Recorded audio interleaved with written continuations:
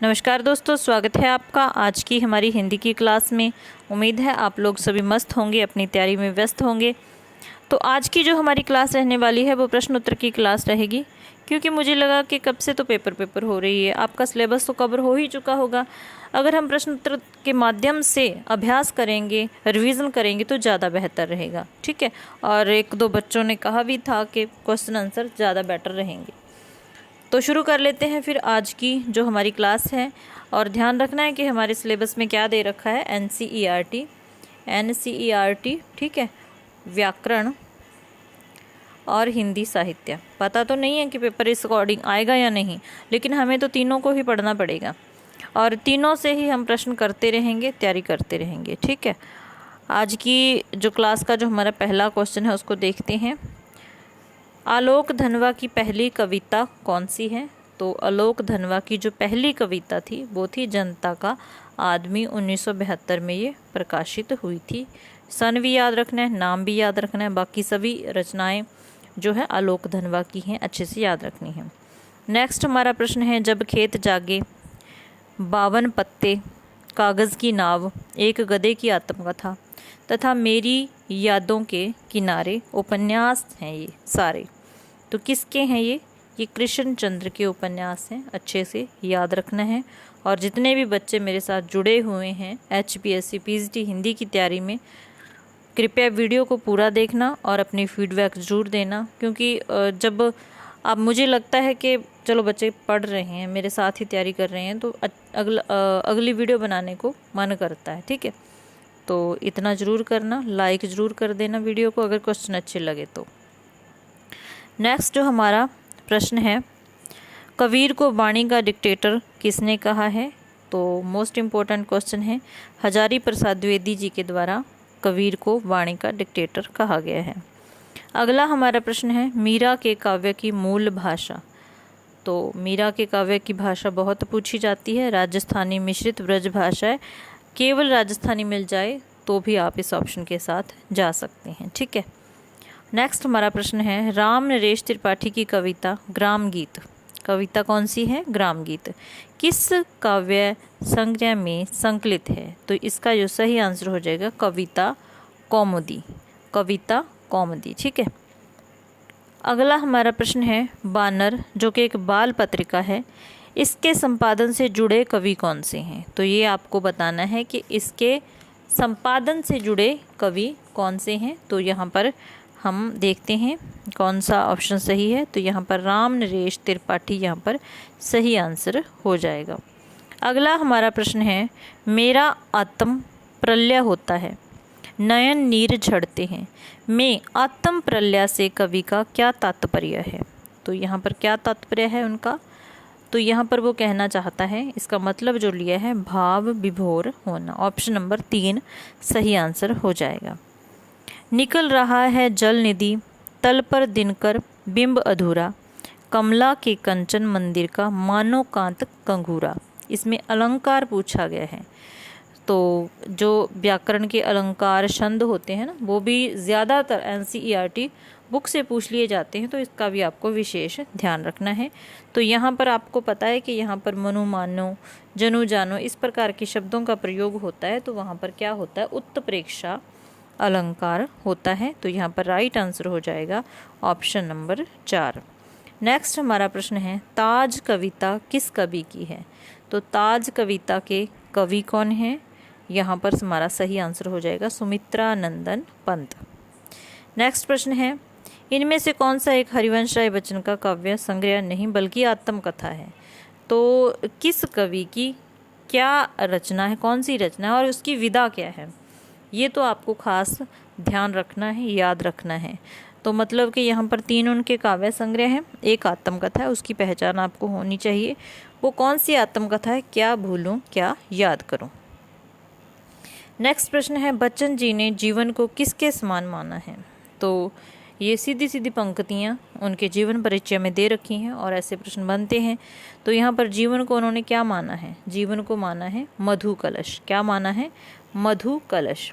वहाँ पर लिखा हुआ है, जीवन एक तरह का मधु कलश है, दुनिया क्या है? मधुशाला। मधुशाला किसको माना है? दुनिया को, ठीक है।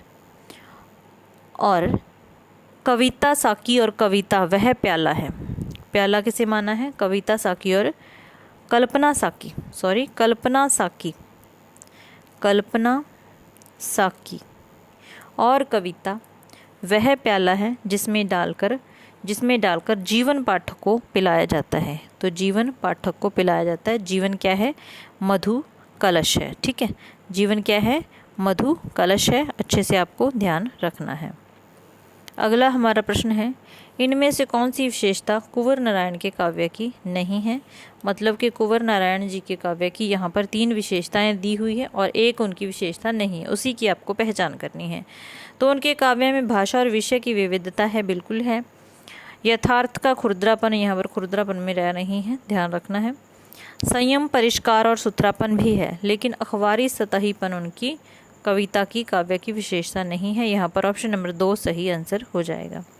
अगला प्रश्न है हमारा, कैमरे में बंद अपाहिज कविता कौन से काव्य संग्रह में संकलित है? तो ये कौन से काव्य संग्रह में संकलित है? ऑप्शन नंबर 4 यहाँ पर सही आंसर हो जाएगा। किसमें है? लोग भूल गए हैं। अगला हमारा प्रश्न है, रघुबीर सहाय जी की पत्रिका दिनमान का प्रकाशन कहाँ से होता था? पहली बात आपको ये पता होनी चाहिए कि दिनमान जो कविता से जुड़े कवि कौन है? रघुबीर सहाय। और ये पत्रिका एक साप्ताहिक पत्रिका थी, इसका भी ख्याल रखना है। और 1965 में इसका प्रकाशन शुरू हुआ और दिल्ली से ये प्रकाशित होती थी। कहाँ से? दिल्ली से। ये भी आपको याद रखना है। इनकी एक पत्रिका और थी कल्पना, उसका भी यह ध्यान रखना है, जो कि हैदराबाद से प्रकाशित होती थी। ठीक है, अगला हमारा प्रश्न है, नीचे दी गई गजानन माधव मुक्तिबोध की रचनाओं में से कौन सा एक उपन्यास है? मतलब कि यहाँ पर उनकी रचनाएं दी हुई हैं, जिनमें से आपको एक उपन्यास ढूंढना है। कौन सा है? तो यहाँ पर विपात्र एक उपन्यास है, विपात्र एक उपन्यास है। ठीक है, नेक्स्ट हमारा प्रश्न है, सहर्ष स्वीकारा कविता में कवि किस अपराध के लिए दंड मांगता है? आलसी होने के लिए मांगता है, या फिर प्रभु को भूल जाने के लिए मांगता है, या फिर सांसारिक उलझनों में उलझने के लिए मांगता है, या फिर गलत कार्य करने के लिए? तो यहाँ पर ऑप्शन नंबर 2 सही आंसर हो जाएगा। प्रभु को भूल जाने के लिए दंड मांगता है। अगर आपको क्वेश्चन अच्छे लग रहे हैं तो वीडियो को लाइक ज़रूर कर दीजिए। मुक्तिबोध की कौन सी कविता फैंटेसी में लिखी गई है? तो ये आपको बताना है। यहाँ पर उनकी रचनाएं हैं, ब्रह्म राक्षस है, अंतकरण का आयतन है, अंधेरे में है और भूल गलती है। ये सारी कविताएं उनकी हैं।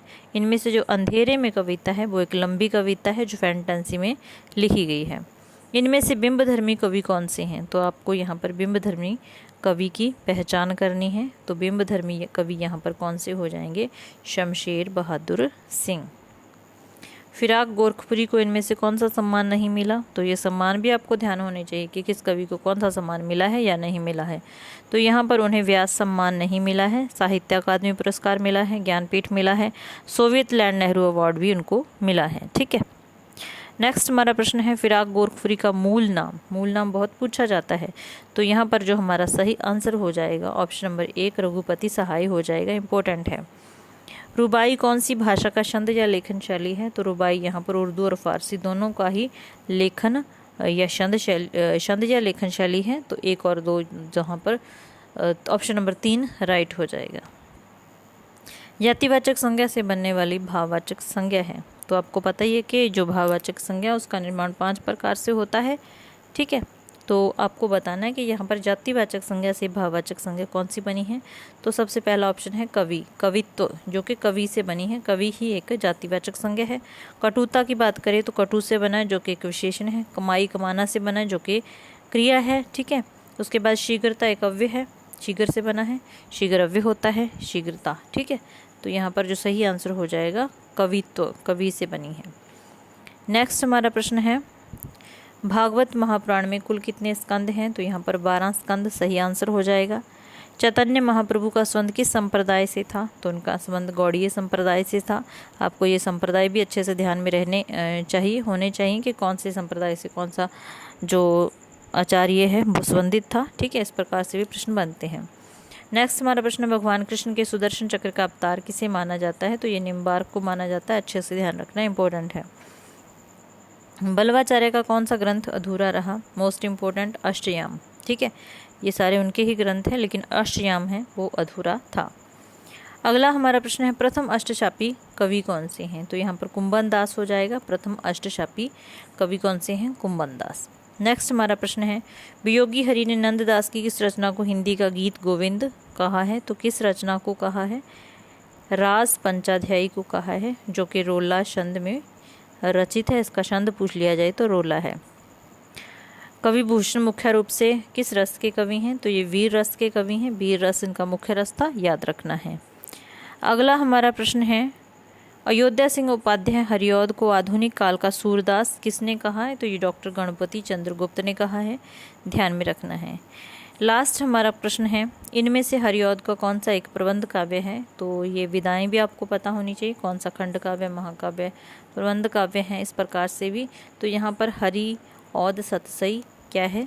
एक प्रबंध काव्य नहीं है। मतलब प्रिया प्रवास, पारिजात, वैदेही वनवास, ये सारे प्रबंध काव्य हैं और हरिऔध सतसई नहीं है। ठीक है, तो ये थी हमारी आज की क्लास अच्छी लगी तो लाइक ज़रूर कर देना। मिलते हैं फिर नेक्स्ट क्लास में। क्लास देखने के लिए धन्यवाद, और वीडियो को लाइक ज़रूर कर देना, और चैनल पर पहली बार आए हो तो सब्सक्राइब ज़रूर कर लेना।